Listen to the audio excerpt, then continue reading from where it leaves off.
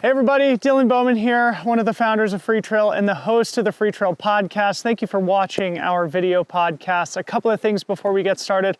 Number one, please do join Freetrail Pro, our great community for trail runners from around the world. There's a lot of great perks involved in that membership, and we would love to have you on board. Number two, a big thank you to our sponsors here in the video podcast. We don't do real commercial breaks, so I just want to give them a major shout out on the front end here. We have some discount codes in the show notes that you can take advantage of. Number one, Speedland, of course, the makers of the GS Tam, the shoe that bears the Freetrail logo on it, and a product that we worked on to bring to market in the spring of 2023. Our other annual partner is Gnarly Nutrition, makers of fantastic training and racing nutritional supplements that will really help you on your trail journey. We always have a third partner on the show that rotates throughout the year. So depending on who it is now, you can find a link and a discount code in the show notes for that partner as well. But a big thank you to the sponsors who do make our podcast possible. Number three, last but not least, we would really appreciate it while you're here to smash the subscribe button on the Freetrail YouTube channel. You can also click the bell icon to get notifications whenever we post new content. We are working very hard to keep you inspired, informed, and entertained here in the great sport of trail running. Thank you so much. Enjoy the show. Brice Partouche, welcome to the Freetrail podcast. It's nice to see you. Thank you. Nice to see you too, Dylan. Thank you for having me. Very happy to be with you. Yeah, I've been very excited to have you on. You, of course, are the founder of Satisfy Running, a relatively new but exciting apparel brand that has firmly established itself in the running space that we'll talk all about. I want to hear about the origin story, the challenges and successes that you've had along the way. But in an effort to first introduce you to the Freetrail audience, I want to pose a simple introspective question to get things started. And that is, what makes you, Brice? What makes Brice Partouche a singular person in the world? That's a deep question. I hope I won't be too long or too annoying. Well, that's a good question, actually. I guess like everybody else, I think what makes you is, of course, you have like the science and you have your genes, but the background, the culture, the references. I think at least for me, this is what makes me who I am. But the thing, I think it's not only that, of course, it's like what, I think what defines me or makes me like unique is what I'm doing with it, like what I'm doing with like my background, my culture, like and the connection I make, and I think this is what makes people unique, like the background side of things, the culture, like how you grew up, like whatever, but also what you're going to do with all of this, so you can transform it into something. And I think I'm a builder. I like to build things, like. I like to build like stories, companies, RC cars, whatever. I like to build stuff. Yeah. And I think what I build is also like unique because of my references and my culture.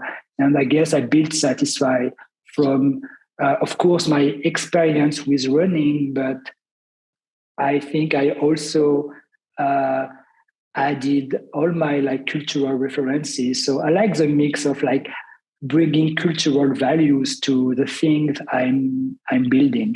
Yeah, very cool. Well, thanks for that. You and I spoke last week, and you said that you were heavily influenced in your youth by music and skateboarding, and both of those obviously have the cultural element baked into the practice itself. Maybe give us a deeper sense of your personal history and explain what role music and skateboarding played in it.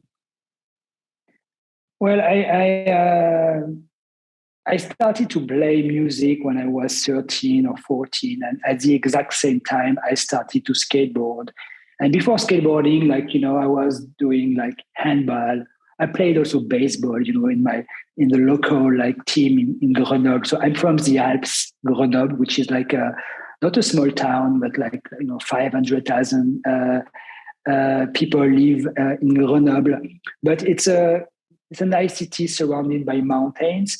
So I grew up with like the culture of like the outdoors culture, but at at this age, I was refusing this culture. Like I always like skied or snowboarded, but I mean, skied first, snowboarded came later. And I became like more like into this culture when I started to skateboard, because then I started also to snowboard, and then I became friends with the mountains. But before that, I had this kind of like I was rejecting this, because my dream was not to become like I don't know, like a trail runner, or like or doing like hikes and stuff. Like I was really into music. I was playing drums in some like heavy metal and hardcore and punk bands, and this is what I wanted to do of my life. But at the same time, I was also studying. I went to medical school. So yeah, you asked me earlier what makes you also like unique. I think it's that this weird combination of like me wanted to be like a surgeon, but at the same time playing in hardcore bands and skateboarding. But to circle back to your question, music. I think I always been into music. Like I think I discovered like music with the Beatles when I was like 8, and then the Rolling Stones, and then like AC/DC, Metallica, and all the things, and skateboard videos in the 90s or late 80s. It was all about the music. So you discover like a lot of bands through skateboard. So you are like surrounded by this amazing culture, like fashion, like the style, the brands, as skateboard brands, like the music, like the tricks. It's amazing. Like discovering music and skateboard when you're like a teenager, it's just amazing. Yeah. So give us a sense of your professional background before we get into the origin story of Satisfy. You said you went to medical school and you were maybe a surgeon, but it seems like so you have history working in fashion and media. Yeah. I mean, let's say like product. Like I don't really like the naming fashion, because I think it's too wide. I like the idea of being like a product person. I like to make products. Yeah. And my before doing Satisfy, I had a jeans company. So I failed my medical school, and then I played music for 2 or 3 years. And then I started to. I was still really into skateboarding, and I just started with like making like basically jeans for my friends. And at the time, we just wanted to look like the Ramones, so it was all about like skinny jeans and stuff like this. So I basically started to make like skinny jeans for me and my friends, and we are like in 2000 or 2001. And for some reason, the company like grew, and I did that until like 2017 or something. So 17 years of my life, I spent it like having this brand, which was not fashion because it was like jeans. It was basically just like 5 pockets, but like made in Japan, like nice fabrics, like very, very also about the culture, about the music. It was also a music label. So we would like put out some records, like physical music with like 7-inch. We had like a few bands. It was not too far from what I'm doing now. It's just a different product. But I was gonna say it sounds very familiar. The cultural part was there, and but what happened then is I discovered running. Like I was really not into running at all. Like I mean, it was. I don't think running is. My point is that I think running is not a sport, or it was not a sport for me. But for me, it was a great way to step out from my comfort zone. Mm-hmm. And my friend at the time, she was running, and she basically introduced me to running. And I had pretty much I always had like a pretty much like a healthy lifestyle, So always been like vegan or vegetarian, like I don't smoke, So starting to run was technically easy for me. It was not too difficult, like physically. What was tough is like I was coming from like skateboarding and music, where like the culture is very strong. And I'm talking about road running here in Right. Paris, to a culture of performance, like a culture of like score. And when you switch from like a punk rock and skateboard, there's no score in punk rock, there's no score in skateboarding, unless you participate in the X Games. But it's not the type of skateboard I like. I like the skateboard like, with my friends in the street. So there was no score. And switching from that culture to the running culture, where everything is about like, not everything, but most of it is about like performance or running clubs, running like all together. And it was really not for me. I liked running alone in the morning. It was the only moment of the day when I was with myself. And it's a sacred moment that I don't want to spend with like 20 people I don't know, And it's not like being antisocial. It's just like it's an opportunity to be with yourself, And it's just nice. So for me, it was more like a meditate. Like it's a meditative take on things. Running was not about performance at all for me. Yeah. It's so funny to hear you talk about it, because everything that you're saying shines through in the brand and the product. It's satisfying. And now this is a perfect opportunity to talk about the origin story. So as you discovered running, you must have been struck with an insight that there was an opportunity in the running apparel space, especially to marry product with culture. Talk about when that insight hit you. Yeah, the thing is, I'm not smart enough to think like this about like opportunities. It's just like when I like something, I really want to be part of it, and I want to build something, and just to connect with the thing I like. Like I didn't do like any really like strong research or like oh, there's a gap in the market, there's an opportunity to make a business. It was really like, I'm just bored with my jeans company and I love running so much. And I think that I could or I could help running with my knowledge of like culture and my knowledge with like fabrics and product. I think I can do something better. And I'm sure that I'm not the only one who wants something different. So that was my take on that. And yes, so basically I started to develop products and to design products. Basically, I was just running, going back home and taking notes. Okay, today, I don't know. And I was like a newbie, but, I discovered soon that like products for running are not really like well designed. Like, my phone was bouncing in my pocket and I didn't want to wear like one of these like armbands. My keys were jingling together, making this horrible noise, like, everything. And I'm like, wow, like I was wearing like some like, big brands like shorts, and I was like, oh, they're supposed to make shorts for running. These are just like basically shorts, but like what makes them like very unique. And so it was not very technical. Of course, it dries fast, but this is actually at least this is what you expect from running shorts. So I was like, oh, maybe I could design some like better running shorts. And this is how Satisfy started with the shorts. I started to design shorts. So I designed, I developed. Before having like a team, I started everything by myself. And what helped was my background, of course, in this industry. Like I always be interested in fabrics, in like technology and design and fit.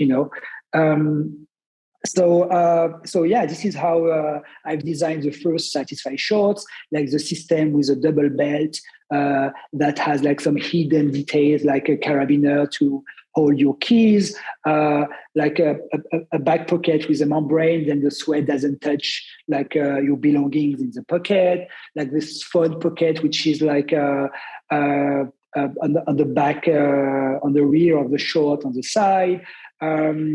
Like all these like pocketing things, but also spend some time developing fabrics and being in France, and being like around like this knowledge of like luxury fabrics. I found this supplier in France that used to be like a silk factory. So they used to make silk, but silk has moved in the 50s, in the 60s. So the French market, or like the French mills that used to make silk, they moved, or the industry moved to Asia. And you had these like amazing factories in France. They had to convert their expertise from silk to technical fibers, because technical fibers are as thin as like silk fibers. Yeah. So we have this like in France, we have this luck. We are very lucky to have those like extremely good and premium fabric mills that can make and develop like amazing fabrics, like super silky. And my idea was to make basically like all the linings of our shorts to make them like super silky. Yeah. And because the story behind that is like I experienced like getting high on my runs quite at the early stage of being a runner, and I wanted to create the product that will help you to reach that high. Yeah. And of course, like the high is not like there's different approach of the high, and it may or it may not exist, but I think it exists, and I experienced it. Yeah. And I truly believe that like if you remove distraction from your life, but also by extension also to what you wear, you can focus. And in our case, like if you remove distraction from the clothes you wear on your run, you can focus on your run, and not focus on what you wear, and then you can reach like the high, maybe in a better way, or in a faster way. Cool. So you start with a running short product. At what point did it become a brand? And maybe how did you arrive on the name Satisfy? What was the moment where you thought that maybe this could turn into a self-sustaining business? So the name came because I was listening to a band, and the song was "How Do You Satisfy Me," and it was Spectrum, Sonic Booms, like one of the guy from Space Entry, so some kind of like psychedelic music, and it became a brand as soon as I decided like I want to help the industry. And I'm not the type of guy who does things like an amateur. Like I want to do something, I go like I dedicate my life to it, Yeah. And so it had to become a brand. Like it couldn't be just like a side project or like a hobby, It has to become, maybe not a business, but like something like a brand. Yeah, something bigger. So you're now the CEO and creative director of the brand. And I'm not sure entirely how big it is now, but I'm sure those are two highly involved roles that require different skill sets. And I'd love to maybe have you talk about both. And we could start with the creative side of things, which I think is probably where you derive a lot of your joy. Maybe talk a little bit about where you get the creative inspiration that drives the spirit of the brand. Well, yeah. So I'm the creative director, which means that I lead like everything, like design and image. I was also like the main designer, but now I'm lucky because I have a team. I have people who help me, and So now we are a team, but I started alone. And I mean, my role is today, I think my role is to work for my employees, basically. Like, it's just like, I'm here to make sure that, the vision is consistent. I make sure that, I mean, I hope I inspire my team. I think my role is to inspire and to lead. I think this is my main role.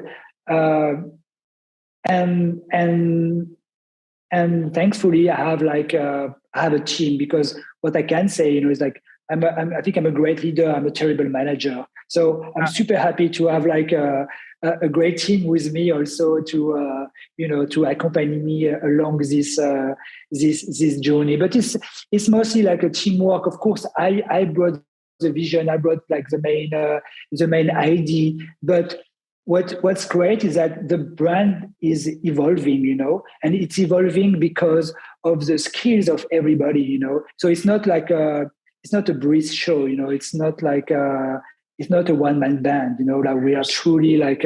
I just make sure that that my team gets my references, So that's pretty much it. Yeah. And of course, it's a lot of work, It's like, as an entrepreneur or like a creative CEO, like whatever, like you dedicate your life to this. Yeah. Yeah. But maybe talk about the conflicting, it feels like a left brain, right brain thing, right? When you're the creative person who's coming up. It's horrible. Yeah. When you're coming up with the artistic vision, that sounds like a lot of fun. But then when you're managing the finances and the team and hiring people, ensuring that the culture of the business remains healthy and professional, do you experience friction between those two designations or roles? Yeah, well, I mean, yes and no, because I'm as much excited by the creative than by the. Remember, I'm a builder, so I like also the idea of building a brand. Yeah, okay, yeah. So I really like both sides, and I think I'm also mature enough today to to be a bit less. I don't know how to put this, but like. I think I'm I think I'm a better person now, and it's easier for me to let it go sometimes, and I think I learned this from running, so that's great, because running taught me a lot of things. Like, I think I became a much more better person thanks to running, and yeah. So I think we're doing quite well, and I think, as you said, like this left right brain thing, but it's not too difficult for me actually. I prefer that instead of being like having like total freedom on like business, or total freedom on like on design or design direction. I like having like a tight framework. It makes it so much easier actually. Yeah. So the original motivation for me reaching out to you to have you on the podcast was an article written in the Business of Fashion about trail running and its ascendancy within the activewear category, and identifying a lot of the big established brands who are now creating product for trail running, but they made a point to reach out to you. And so and that was what really made me inspired. Like, oh, I got to get Brice on the podcast. So I'd love to hear you talk maybe a little bit about that article, but also more generally kind of like why you started with trail running, it seems like, especially because there is a broader running ecosystem and a bigger market, probably especially where you live in Paris, that's more urban and road focused.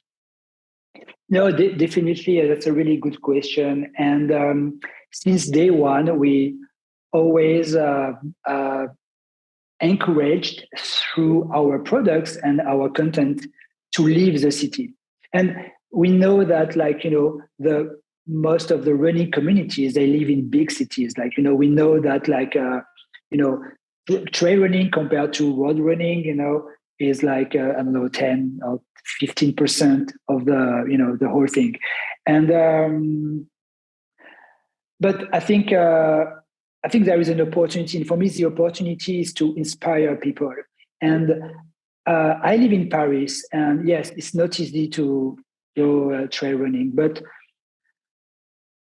I think as a brand, I mean, our goal also is to inspire people, and this idea of like leaving the city, like being able like to travel, take the train, and you do like 3 or 4 hours by train, because it's totally possible to do this. For example, in France, in Paris, you travel 4 hours. It's basically like if you live in LA and you take your car during a rush hour, and you're still in LA. But in Paris, if you do 3 hours of train, you can go to the south of France, to the French Riviera. So it's not so difficult. And we picked, or we didn't pick, but for me, since the beginning, it was obvious that I wanted Satisfy to be a trail running brand, because I don't know, I think it's much more like interesting, because it's, again, my approach of running is like meditation, and it's not like bravado. It's not like really like scoring. Of course, like, I mean, you're an amazing athlete, and you score, and you run fast, and but for me, because again, it's like, it's my perception of running and trail running. Trail running is like is a journey, and the trip is part of the journey, So leaving the city, going to the mountains in the south of France, like it's part of the journey. And this is what I'm trying to tell with Satisfy, like to tell the whole journey, And I think it's a beautiful story. Yeah. So, more than I'm pissed at work, and I'm going to go for a run at lunch because I really need to I don't know, I'm too much under pressure right now. I need to go for a run. Yeah. I want to tell like a not a better story, but a different story. Yeah, I love it. So speaking of storytelling, I see the differentiation of Satisfy moving along 2 vectors, product and your marketing. And you mentioned earlier with your denim brand that the culture was baked into that brand and the products that you offered. It very much is with Satisfy too. So as the creative director, as we start talking about marketing and strategy, more or less, what guides that tone of voice that you use on various marketing channels, and what is the significance of storytelling with your brand? So our secret sauce, if I may say, we always start with a story, and then we develop the products around the story. So before developing the products, we're like, okay, why are we doing this product? That always like a purpose in our offer. And I like, for example, to start with like the packing list. Okay, I'm going to run Cocodona. Okay, what do I need? And then we develop the products for Cocodona. And this is why our content is so close to our product and to who we are, because it's it's authentic and genuine, and it's all about the activity. It's all about running, and then what we add on top of that, it's just colors or like dyeing techniques, and it's just it creates connections with people. So I like this idea of bringing like culture, because it's an easy way to connect with community. And I think that's the best way. Like if you see someone who wears like a band tee that you like the band, I don't know, like you have a Slayer t-shirt and you see someone with like a Carcass t-shirt, and you're in the middle of nowhere, you guys will be like, yeah, you are connected, and and so it's the same with running. I think it's the same, and I think we have created this this cult, like if you see someone with like a Satisfy cap, and you wear also like a Satisfy, like if you know, that thing. Right. I think this is what we managed to do with our product. Yes. And I'm very proud of this. Yeah, I'd love to talk about this a little bit more, because in that Business of Fashion article, they use a quote from you where you say, trail culture is like skateboarding. Even when you're not out practicing the sport, people still want to display that they are part of the community by wearing trail shoes or the technical clothing. And this is what you're getting at, is it's sort of like a signaling thing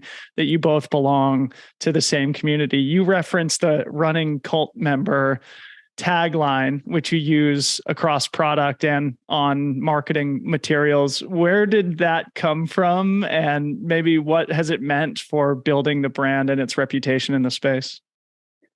Well, it comes from like, I don't really remember, but for me, it was so important to use, I mean, the word cult is culture, basically. It's the same, same word. So I think it was like, a way to gather like our fans. I like to think that we have fans, like not customers or not clients. We're like a band. We have fans, and I like this idea of having like I there's something that I really like about Satisfy, and I think what we do is, and I always say the same things. But and I always compare what we do with like music. And if you go to a concert, you want to. The music is the experience, and you want to buy like maybe after the concert you want to buy like a cap or a tee, like a merch. You go to the merch table and you want to buy like a souvenir from the concert. And I like to think that, Satisfy is the same, like, satisfyrunning.com, that's the merch table, but the merch is like super technical, super premium. And the experience is running, is trail running, Yeah. So we basically, through our content, we enhance the experience, and the product we are selling is just the merch, Except again that the merch is like made in Portugal, super sustainable. We develop everything here in Paris. Like it's like it's not just a printed T-shirt. Yeah. Sorry, what? I'd say it's not just a printed T-shirt of Slayer, or you're wearing a Crosby, Stills and Nash T-shirt.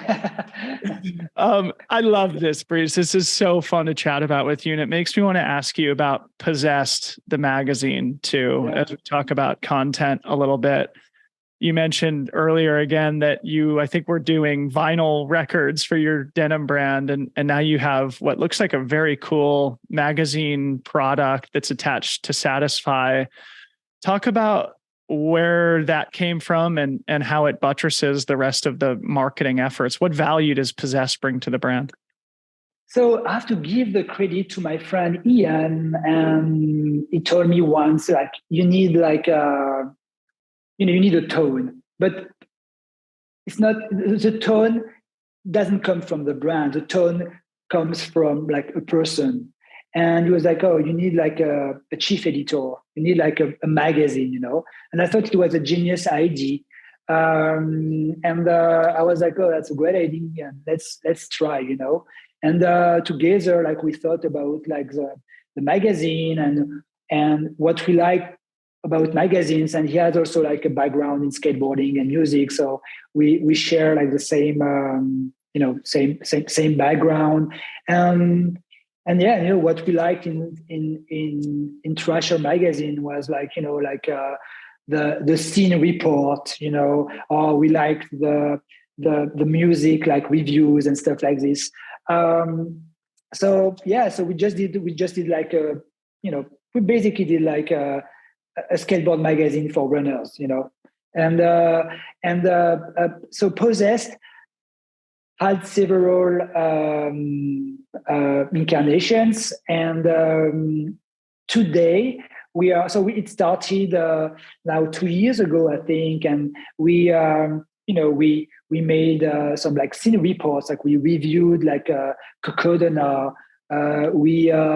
We interviewed like a bunch of musicians. We interviewed like Anton Krupika, who's not like a satisfied athlete, and that's great. Like when you have someone like Anton, who's not like a satisfied athlete, that who accepts to do this, it's like, yeah, because we talk about running, we talk about culture, we're not talking about like fashion or products, like a brand, or it's a different conversation. So I think it's something we can be proud of, like having built this like magazine. But we're going to spend more time on the magazine like this year actually, and hopefully we will be able to print it. Maybe not like every month, but maybe it becomes like every end of the year, you can get like a physical version of the magazine. Yeah. I like this idea of like, like in the 60s, all the bands, they would put like every month, like a new record, like a new, like a single. And at the end of the year, like the Christmas album was gathering all the songs together. It's a bit the same, we could do like a monthly online possessed issue. And at the end of the year, we print it. Something like this, yeah. So we just hired actually like a new editor in chief, and it's someone who's formerly from like a surf and skateboard media. So and who actually stopped skateboarding a few years ago and like is really into running now.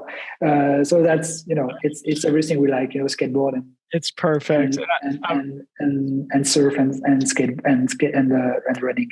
Yeah, it's great. And I'm really happy that you brought up the Anton interview specifically, because as somebody who's just been flipping through the digital version of the magazine online, I read through that interview now a couple of times. And as somebody who has consumed basically every interview that Anton has ever done, it's one of my favorites, and it's fantastically well done. And I think, as you said, Anton, of course, being a longtime athlete for La Sportiva, he's not affiliated with Satisfy in any way, but the interview very much captures, I think, the spirit of Satisfy and the spirit of Anton and the spirit of the sport all at the same time. It makes me want to ask about the athlete strategy too. Like I told you, I talked to Logan Williams, who's one of the Satisfy athletes, and I think is also sort of an employee for the brand also. And yes. He was saying, obviously it is a story-driven brand, right? And that trickles down to the athlete team, where storytelling is the emphasis or the priority, not necessarily performance. Can you talk about that? Yeah, sure. I mean, the first athlete we signed was Michael Versteeg, that you may know. And I don't know, like I was following Mike because I liked him as a human being. He's this like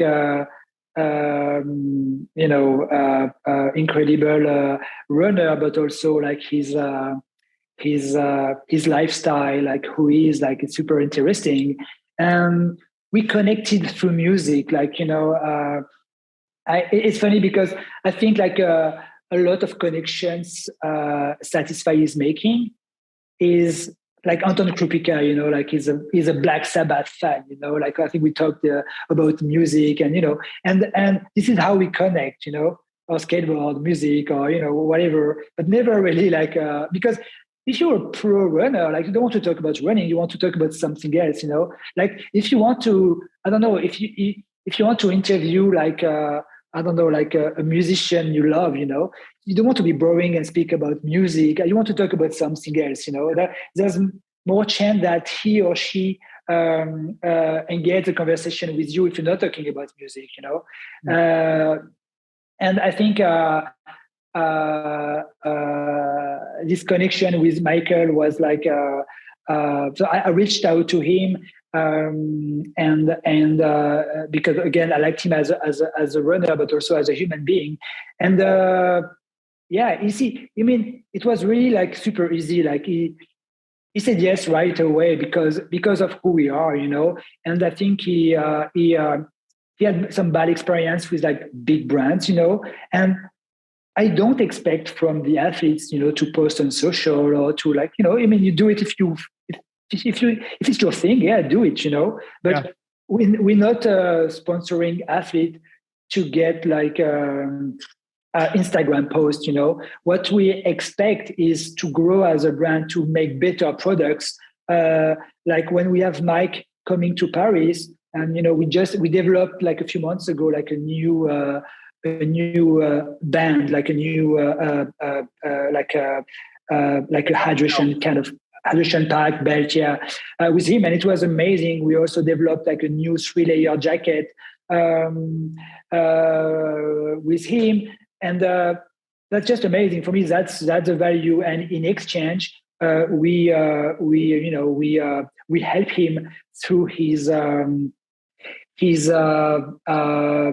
career. But Mike is a very is not like the expected athlete. Like, we're not expecting Mike to win races. The thing is, like, he won Cocodona like a month after we signed him. So like, okay, oh, that's great. He can also win races and stuff. That's great, but it's not what we expect. Yeah. And I think it's much more interesting to create stories with Mike. Like, Mike has an idea. For example, Mike wants to climb some volcanoes like in Mexico. Basically, he came with this idea. He wants to buy like vintage motorcycles and in the US, cross the border, go to like Mexico and to climb those like volcanoes and it's a great idea. So you have the idea, we have the packing list for the expedition, and our role is to make the products, like, to help him to accomplish his journey. So I like this. We will never be able to compete with we're not Nike. We can't give millions of dollars to get an athlete. And we don't want to do it anyway. Yeah. So that's our approach. But so we signed Michael, we signed Logan, Stian, and Jacob. Amazing, all like amazing trail runners. Yeah, and all great human beings with good reputations who are interesting. Yes, exactly. Yeah. In the spirit of talking about how you're not Nike, it makes me want to kind of talk more about defining who you are and what you want to stand for. You mentioned before how the product is like super premium merch, right? Yeah. But it's not about not being Nike. When I say we're not Nike, I was talking about like we don't have their like we don't have like the same amount of money to spend. I know what you meant. But like where I was going is, it's a premium product, and that sometimes comes with, people will criticize a brand like yours. I'm affiliated, a partner with Speedland, the footwear brand, which is unapologetically also a super premium product. Yeah. And some people, sort of can be critical about it, but you're sort of speaking to a different market, a different audience. And I wondered if there's anything that you want to say about that, about like, what goes into that positioning, and what type of person are you trying to speak to, or more generally, just sort of like having a point of view, and the value of that. Yeah.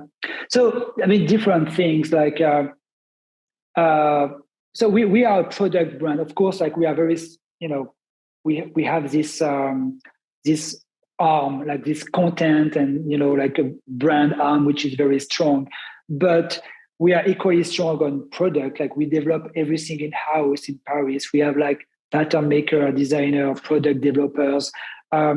Everything is developed here. We don't do like a finished garment. We don't send like a tech pack to the factory expecting that they will do it. No, we buy the fabric, we buy the accessories, the trims, we make the first prototype in-house. A fit model comes, we try, we make the modification, we do P1, like another prototype. Like it takes like up to a year to develop a product. So our approach is like very product oriented and very like atelier, like a maison de couture would do, you know. So this costs money, but I think the problem is like, the problem is not that Satisfy shorts are $200. The problem is that some shorts are like $40. How the hell can you make some shorts at $40? Like there's a catch, there's a trick for sure. Yes. Like if you want to buy like good fabrics, if you want to make your shorts with a factory that respects like human conditions, if you want to minimize your carbon footprint, you can't do short at $40. You can't do t-shirt for $20. That's the problem. The problem is not that we're expensive. The problem is that the 10 major activewear brands are not expensive because they have decided to be mass market. And there's no secret. If you go mass market, well, your fabric can cost more than like $5 or $3. Our fabrics, they cost $20, you know? Right. So the product is different. So our prices are expensive because the fabric is different. Our process are different. Like where we produce in Europe, like not in Asia. And I think in Asia, they have some great factories. You know, it's not about really like the location, but we buy fabrics mostly in Europe and we produce in Europe to reduce the carbon footprint, like all the travel and all like the shipping and stuff. So I think like being sustainable costs money, being a premium costs money, but also once the runners have our shorts in their hands, like you can tell the difference. And I think the big challenge for us is being like mostly like an online brand. Like we don't have like retail. We have a bit of wholesale, but like we are mostly a D2C brand. The challenge for us is to explain this through like social and through our website. But once you get the product in hands, you know, it's like a speed lamp. Like I don't have a pair, but I have a friend who owns a pair of speed lamps, and you understand, like you're like, okay, you have the BOA, so it's more expensive. You have like the removable, like a plate, and you can tell, like, and also just the quantities. Like you're not producing like 10,000 units. You're producing like 500 units, maybe. Right. So it's a different product. It's a different brand. Yes. And yeah. Thank you for that. No, I think that was it's brilliant. A lot of not education, but like need to explain. And I think some people get it, some people don't, and it's fine. It's totally fine. Yeah, well, I think you did a fantastic job explaining it. So I think we got to start kind of winding down now. We have some time left, but I'd love to start sort of looking to the future for the brand. You and I, again, spoke last week, and maybe before we get to some of the future stuff, we can sort of talk a little bit about what you've learned. I'd love to hear about maybe any big challenges that you faced so far as a new upcoming startup brand, and you as a founder and as a leader of that brand, how you've navigated that, any special things that you've learned that help you overcome those challenges. Yeah, I mean, I've learned a lot through this journey, and the main thing I've learned is actually, and it's through running. Like like as a human being, like we can reinvent ourselves, and this is amazing. We just have to hack our brain, and we can become someone else. And this is great. Like I never thought I would be a runner. I never thought I would start like a running brand, It's just that this capacity as human being we have to reinvent ourselves is amazing. And so this is something I've learned through this journey. And I've also, you have like great moments. Some, as an entrepreneur, like amazing moments. Some are more like difficult, but again, it's it's teamwork. And what is amazing, what is great, is like to build a team,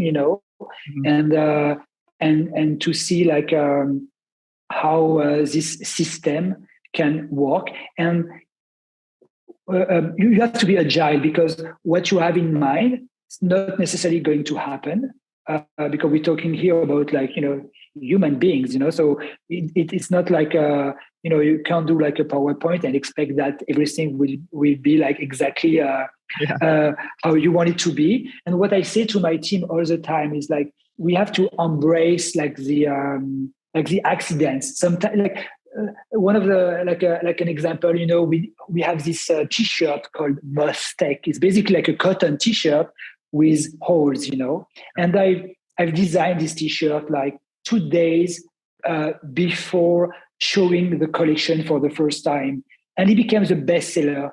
And so sometimes I'm really pushing my team to embrace also like being more like a spontaneous and being more like just to embrace everything, and take like there's always opportunities within the hard times, so what's, instead of like focusing on what's like very difficult and hard, just trying to find where is the opportunity. I don't know. By the way, I don't know if I answered your question. I felt that I've been a bit. I don't think I phrased it very well either, but I think you did. I mean, I was more or less getting at the challenges of entrepreneurship, which are infinite. And as somebody who has been older, but the main challenge is, I mean, you want to grow, and the pace, the pace of like growth is very, you need to create products. You have to make sure that like you make like enough money to handle like production and to handle everything. So you have like the math, you have like the human part, and then you have also like the creativity, and you have the dream. So we make sure that we follow our dream, and you have to make sure that all the rest is aligned with your dream. And this is where it's really challenging. Wow. The balance between the dream, the community, the product, the finance, and the people, and the team, I love it. Thanks, Brice. So looking ahead, what are your goals for the future of Satisfy Running, both in terms of growth and in terms of impact? You and I, again, spoke last week, and you said that you're working on some women's products. So maybe you could tie that into So two things. Actually, we are launching on the 420. We are launching a collection called Stoner, of course, and it's a climbing. it's a climbing collection. And it's a capsule. It's like I think we will be always about like trail running, but part of the journey for me, you have like hiking, trekking, like adventure, and you have also like climbing. So I'm very happy to launch our first like equipments for climbing, so that's like short term. We have like a few cool collabs this year with like some like shoe collab, like eyewear, backpacks, like really cool stuff. I mean, our take on collabs is like, we are super happy to do collabs as long as we are not able to make the product ourselves, like, so I think that's a good way to do collabs, because you don't want to overproduce. I think we really want to stick to make things like right, and to make things only if they are needed, so we have this like amazing collabs this year. And then, for next year, we are working on the first women collection. Finally, like we always been like, I mean, our products are designed for men, or for people who identified as men, and but we never like advertised it, because I truly believe in like being also like gender fluid. We have a lot of like women who were like satisfied. But I also understand like some like body type need like some very specific products. So we're going to launch this collection like next year. So I'm super excited about it. Yeah. Fantastic. And then we'll see. We'll see. I mean, of course, we have like a few ideas and a few projects that I can't share right now, but the brand is growing for sure. And yeah, I mean, our goal is to be, like I like the idea of being like the trail running brand of a generation. Yeah. I think like some brands are aging and they are no longer relevant. Yeah. I think it's very important to be relevant, to be aligned with a community, to be aligned with the world we're living in, and this is what we try to do with Satisfy. Great. Well, by the time this podcast comes out, the Stoner collection will be live. So for our listening audience, I can tell you like the name, and you like also that it drops on the 420. On right? 420, yeah, it makes perfect sense. I love it. Awesome, Brice, man. I could talk to you for another hour, but I know we need to start winding down now. So I'd love to close with a couple of philosophical questions that I've been asking all of our guests recently. The first is, who is one person that you admire inside or outside of sports, living or dead? And why is it that you admire that person? Oh, wow. Okay. So it's going to be difficult for me to name one person, and because I mean, I admire a lot of people, like, friends, family, like, like artists. And when I was a teenager, like I used to be like fan, of like musician. I was a big fan of Guns N' Roses, but I admire them because of what they were doing, not because of who they were, So when you age and when you grow up a bit, you understand like you admire people for like who they are and not for what they are doing, and it means that you need like to know the people, So I can tell like I admire like some friends and some like family, and I think the great thing about like admiring people, and I think it's not everybody that can admire someone. I think it's something it comes at some point in your life that you are okay to admire people, because you basically abandon narcissism.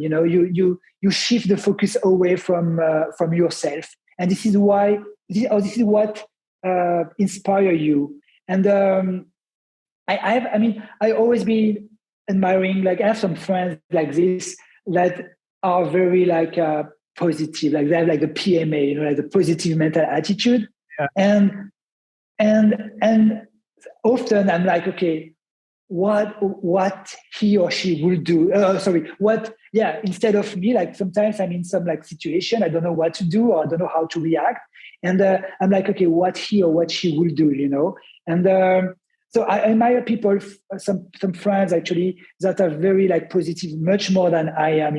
I think I'm learning a lot from them. I think I could be a better person, being more like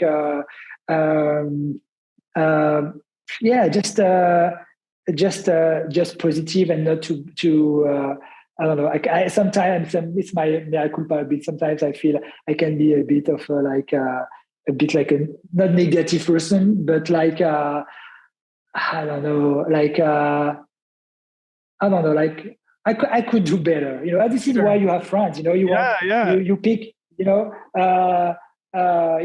So I would say like some very close friends that I really really like their company, because they are just I like the way like they see like things. They make it so much more like. They make things like simple and